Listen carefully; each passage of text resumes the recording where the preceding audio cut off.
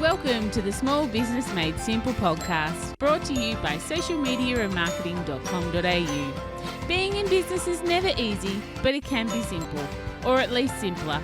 Join me, your host Jen Donovan, every week where we focus on marketing, social media, and working towards simplifying your business. You with me? Let's do this. Gonna dream it big, 'cause someone out there listening.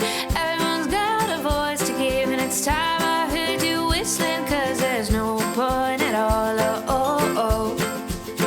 in dreaming small. Why, hey there, and welcome to episode 110 of the Small Business Made Simple podcast. Thank you, as always, for lending me your ears today. I know you have lots of choices out there, and I really do appreciate you making my podcast one of your choices. I am, of course, the host, Jen Donovan, a marketing thought leader, digital strategist, and coach for small businesses, and just an all-round small business lover, really, with one goal in mind, and that is to make sure that every small business makes marketing a priority in their business, because, frankly, if you want to grow, then you need to market yourself. And today, believe it or not, we are going to talk marketing and the difference between being a guest and a pest. Because so often from small business owners, I hear, I don't want to email too often. I don't want to post too often. I don't want to be in people's faces. I don't want people to get sick of hearing from me. I don't want to do too much marketing, because basically they're afraid of being a pest in their potential clients' inbox or in their social apps. But I have a little revelation for you. The reality is that we live in a really competitive and busy marketplace, and it's going to take a lot for you to become a pest like you think so. Like you think that you are becoming a pest. It's going to take a lot of effort and energy, and you're going to have to post a lot and email a lot to become someone's pest. But there's definitely a line. There is definitely a line between guest and pest, a line of being welcomed as someone's guest in someone's inbox and their screen, and being a very unwelcome pest. So I get that there is a line. But with the busyness of social media, I have to say that if you're talking about a subject over and over and over again, and when you start thinking, oh my goodness, people must be so sick of hearing about this from me, I can guarantee you that this is when you are starting to get traction online. This is when you are starting to have people see it, absorb it, interact with it, purely because the world that we live in, the social world that we live in, and people's inboxes and social media are so busy. So until you have that feeling in the pit of your stomach of, I am so sick of talking about this, I guarantee you that very few people, if any, are thinking that as well. And in fact, it's probably just starting to take off. For me and what I teach for my clients, the line isn't actually as thin as you think it is, especially if you know what information to send and to give to your potential clients or prospects or customers, whatever term you use for them. Because I actually don't think the fear of most business owners is that they will overwhelm their clients and become a pest. I think it's more that they're having trouble getting their messaging and their marketing customer-centric enough to be able to talk often enough that they don't feel like they are being a pest to anyone. Because basically, our marketing needs to be about the customer, not about ourselves. Absolutely, when you are sending or posting all about you and what you do and how long you've been doing it for, and you know how good I am at doing it, if you are constantly posting those sorts of posts and constantly emailing that sort of thing, then 100% you are going to get unsubscribers and people are going to stop putting their eyes on your socials. But just a little side note here, because, when I'm saying, you can't talk about yourself and what you do and how long you've been doing it for and how great you are at it, I'm not talking about storytelling, telling your story or using your experience and your expertise to help or share with your audience. There is a difference between storytelling and using your story to make a point or to give a tip or a trick or enlighten your audience, as opposed to just banging on about yourself.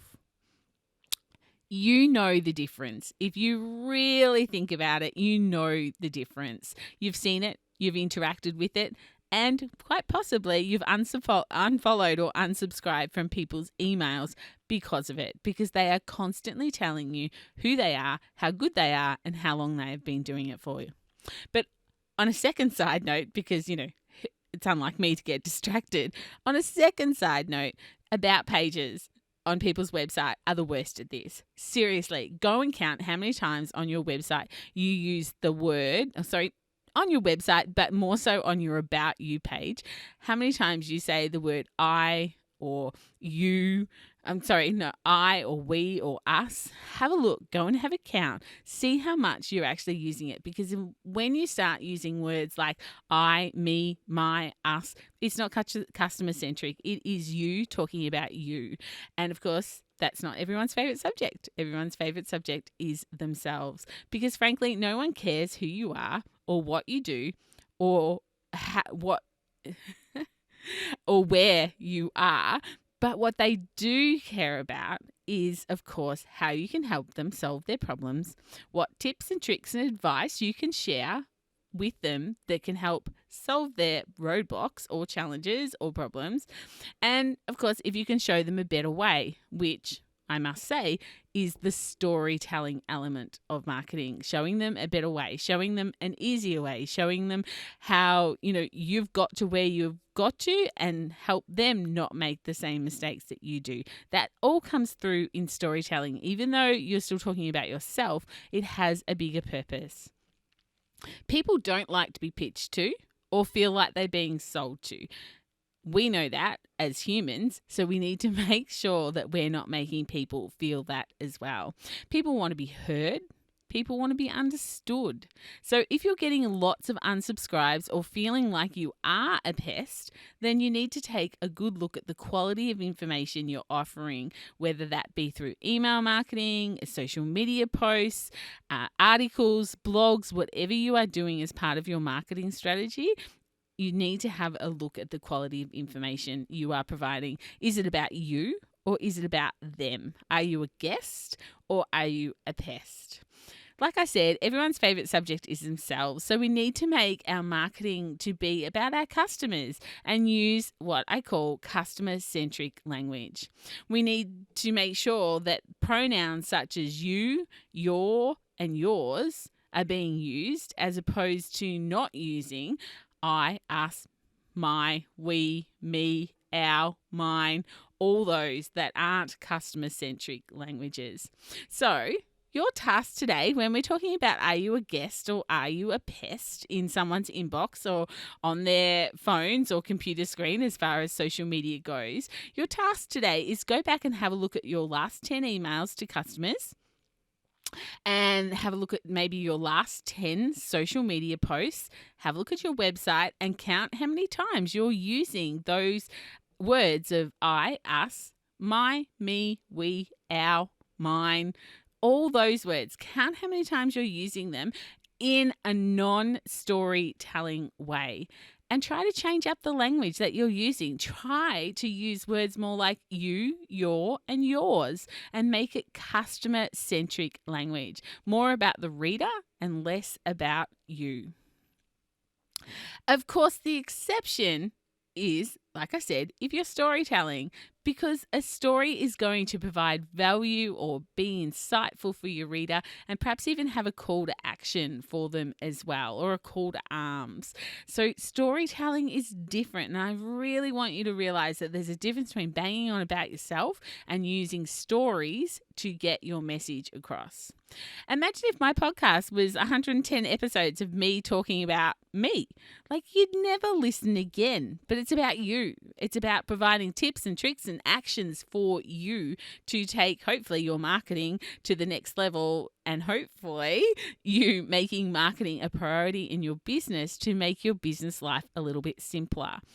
If you are providing valuable information and ideas and advice and tips to your target market, and they find them helpful and insightful and useful, I guarantee you will never be a pest and will always be a welcome guest. So perhaps you're not so worried about being a pest to someone as you are worried about knowing what sort of strategy behind the marketing you would use, knowing what to say to them and how often to say it and when to say it to them. So it's not so much, I believe, that people are worried about being a pest to someone, being in their inbox too much. I think it's more a problem of people are worried about what would they say if they emailed someone once a week. What strategy would they use? What would their actual emails say that would get opened? That, I think, is the problem, rather than thinking you are going to be a pest. So what does your marketing strategy look like? We've talked guest, pest, strategy. So what does your strategy look like to make sure that you're not a pest and you'll always be a guest in someone's inbox, simply by the fact that you are always being helpful and insightful and sharing useful information to your target audience? Now, perhaps you've just belly laughed because you're like, what strategy, Jen? Or perhaps you've just raised your eyebrow in curiosity of what I've said because you're like, yeah, if only I knew what to say every time I posted or what to say every time I sent out an email, I wouldn't be worried about being a pest and worrying about unsubscribes. So if you've thought anything in between either of those things, then maybe it's time for us to chat. I'm not sure whether you're aware or not, but I do have the opportunity for you to schedule a free discovery chat with me, and we can chat about how I can help you in your business and, of course, with your marketing strategy, and take away the anxiety perhaps that you're feeling about being a pest to someone or constantly repeating yourself out there in the big wide world and feeling like, oh my God, people must be so sick of hearing this from me.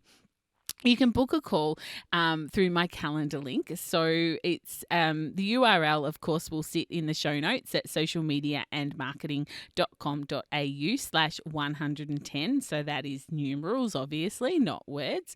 Otherwise, you can go to calendly.com/Jen with 2 N's -SMM/discovery. So that's a little bit hard to remember, isn't it? But anyway, you'll find it in the show notes, or I'm sure that you'll see it on social media there as well. But, feel free to come and book in a 30-minute free discovery chat on how I might actually be able to help you get over this guest and pest hurdle. Of course, if you have any questions or queries, head into my Like-Minded Business Owners group. I'm sure that if you've got a feeling or you've got a question, that someone else in that group will also have the same feeling or the same question. And I think it's a really great group to hang out